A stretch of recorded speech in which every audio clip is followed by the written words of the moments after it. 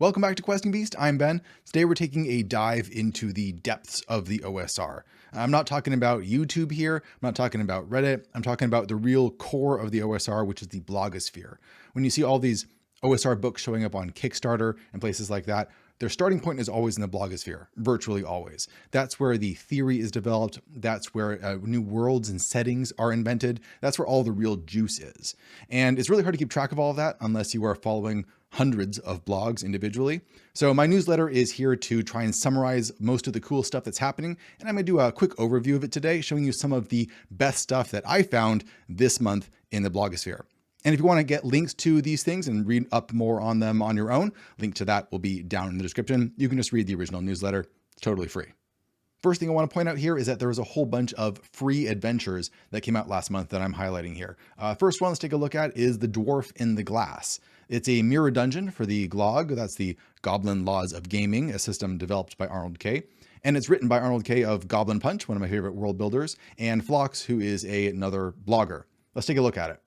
So the basic concept here is that it's similar to the Aberrant Reflections module that I reviewed recently, where it takes a map by Dyson Logos, one of the best map makers out there, of the Spectre's Tower, and keys it two separate times. There's two different locations. They're two versions of the same place in two different worlds connected by a magic mirror down in the dungeon. We have C4, the throne room, machine skull throne, powered by light focused by a large ruby, worth thousands, in the back of the chair. It can be seen glowing from within the throne, but requires reaching into a 2-foot-long pipe, which will cause the skull's eyes to glow red and grind any hand in the pipe with gears, potentially mangling it. On a dais against the wall is a mechanical key to A4 and a heavy lead crown. Or Room D4, the Secret Juice, a horrifying blocky device with a Tyrannosaurus Rex skull into which a pair of dwarves feed bodies. It processes corpses into gasoline to fuel the dwarves' saws and machinery.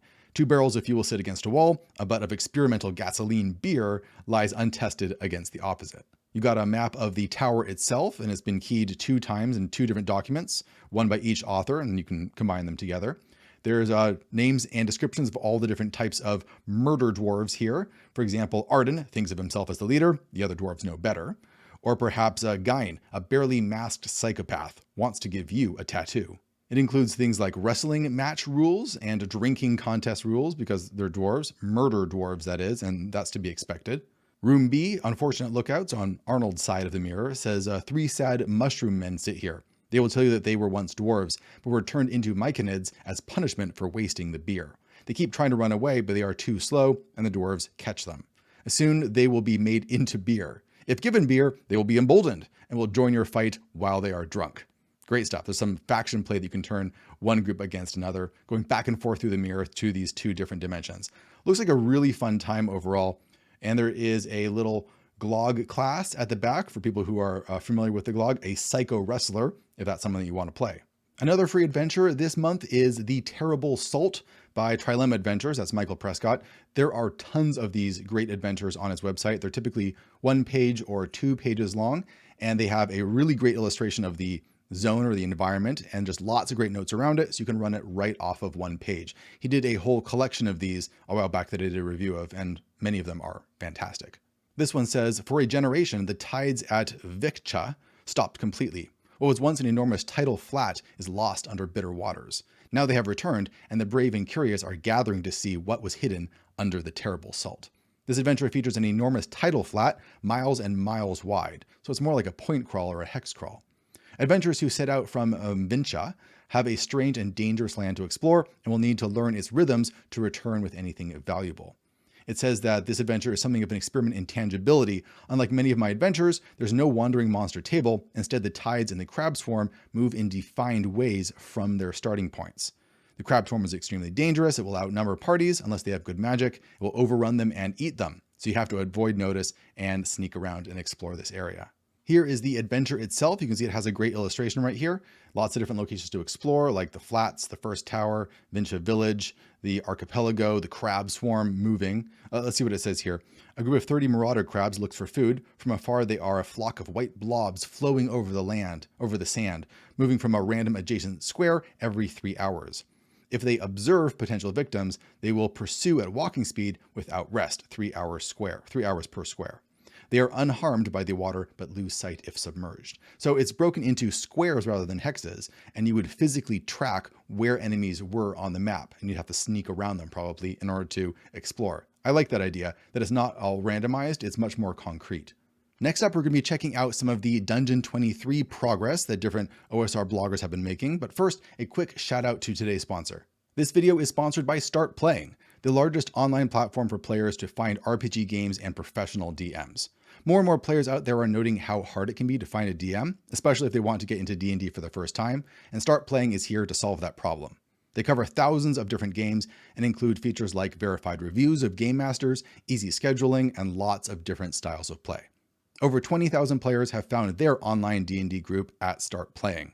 And if you'd like to join them, you can sign up using the link in the description and get $10 in credit for your first game.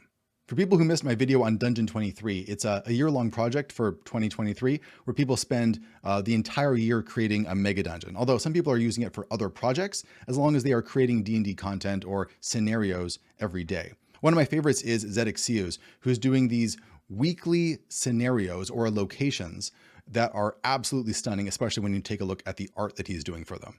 This one, for example, is the Bird Wizard's birthday. It's just a beautiful rendition of this tower. I love how it's done in this isometric style. You can see all of these little details in it. And every single area of this, you can see the little green bubbles pointing to different areas, is described on the left side because he does one of these every single day. Absolutely beautiful work. He has tons of these over on his blog. In the world of D&D theory, over at Gun to Bad Games was a really great post just called Party Stances for Dungeon Turns. And what this does is it takes the idea of putting your party in different modes as you explore a dungeon. And this is going to affect what things are like when you have an encounter. There's going to be certain benefits and certain drawbacks. It's a very creative idea, kind of derived from Pathfinder 2, but adapted more for old school. So one of the stances is alert, for example. The party automatically wins initiative rolls and passes wisdom saves against being surprised. But there's a downside. The party's militant demeanor imposes a penalty on NPC reaction rolls. Or your party is being hasty. The party moves twice as fast, but there's a downside. The hurried party loses initiative rolls and automatically fails saves against being surprised. Really clever idea. It kind of gamifies everything. So you have to pick which stance you're in based on the needs of the particular moment, and you have to accept what that drawback is going to be. Goblin Punch has a really great, really extensive article on how to handle parley as an OSR DM. So are you going to do this with rolls? Are you going to do it just through role play? How should you structure a discussion between two people where you're trying to get something out of someone? It can be very tricky to do, and this has lots of really great advice. Some of the main takeaways are that, number one, danger needs to be telegraphed. So just like in a normal D&D game, when there's something really dangerous coming up, players need to be warned of that or have a sense of it so that things aren't just dropped on them with no warning. It's a game about making choices. So if things are really dangerous in this parley, that should be obvious to the players so they know what they're getting into. You should generally follow good OSR problem design. So having no obvious solution, like rolling persuasion, intimidation, or deception, those are always obvious things. If just doing that can get you out of any parley, then you are cutting away the part of the game where you're engaging with the NPCs directly as a player. And as part of the OSR, that is a big focus of it. You want to make sure there's many possible solutions. There's not just one thing they have to say in order to get out of this. They should be able to put up creative solutions, and you should be able to solve it with common sense. But the most important thing, I think, is number 3, which is that monsters need to be understandable. He says, there's a reason why old school dungeons sometimes spend half a page describing exactly how a trap functions. It's because players pried up the floor tiles and jammed metal rods in the mechanism, and the DM needs to be able to adjudicate if that works or not. The same thing applies to the monsters and NPCs that the players encounter. If the goblins are greedy, the players need to know that. If the Queen of Flowers always keeps her word, same thing. These things help the players come up with strategies. Their brains are the mechanisms, but if they don't understand them, the players don't know where to jam the metal bar. I urge you to give your players a high information game. There's nothing stopping you from saying you've heard many tales of how honorable the Queen of Flowers is if you can't think of a better way to impart the info. Lots of really great information, including a list of different things that the monsters might want that you can use as the basis for how the players can manipulate them, how to handle stalemates, information and faction mastery. It's really, really great. Strongly encourage you to check it out. When it comes to world building, one of my favorite posts was about meaningful terrain generation. There's actually 2 posts on this subject that were really illuminating to me, things I hadn't really thought of before. And that's that if you're creating overland, hexes for a hex crawl for Dungeons and Dragons, what you want is you want things that are actually gameable. You want the different types of terrain to not just be flavor, but to affect the game in interesting strategic ways. The idea here is that there's 3 different main properties that a zone could have. It could be quick, which means you can get across it very quickly. You're not going to get lost. Areas that are safe, so not much danger in terms of random encounters, and areas that are free, which means they don't take up a lot of your resources. And the idea is that you can have zones that are just have one of these things, and the other 2 are not there. And that's going to create strategy and planning in terms of figuring out which zones you want to go through based on your current situation. For example, an area that is quick but not safe or free could be a river ford or barren land or a volcanic area, or an area that is safe and free but not quick could be rolling hills or woods or a city or canyons. The post gives an example of a sample region where it's been broken into these different areas that have these different properties with some major factions, and an actual list of the different regions here. So for example, all the sky a rolling plain, 2 hexes per day, plus 2 to hunting, local humanoids attack on site, use encounter table 5. Or you could have the crab coast, you can only go 1 hex per day. This is 25% chance of encountering a giant crab. Salt-treated vegetation can serve as rope, so you can get some resources that way. And you want to use encounter table 5. So there's different encounter tables for each of these based on the type of environment that you're in. So I thought that was pretty clever, but the Was It Likely blog takes that to a whole nother level. It does this by making things completely diegetic, which means you're not even using rules at all. You're just imagining that you're in the world itself. It's kind of the free Kriegspiel Renaissance thing that I've mentioned before. So for example, in this land, you must not bring animals or livestock, or you must not be quiet, or you must not travel quickly, or you must not speak. So these things are much more fairy tale-like, a bit more mythical, but they create very concrete things that are going to affect the way that you're going to play the game without actually adding on new layers of rules. And there's lots of great examples here. For example, the Smog Flats is foggy and it's flat, and the rules are you must not create fire and you must not expose skin.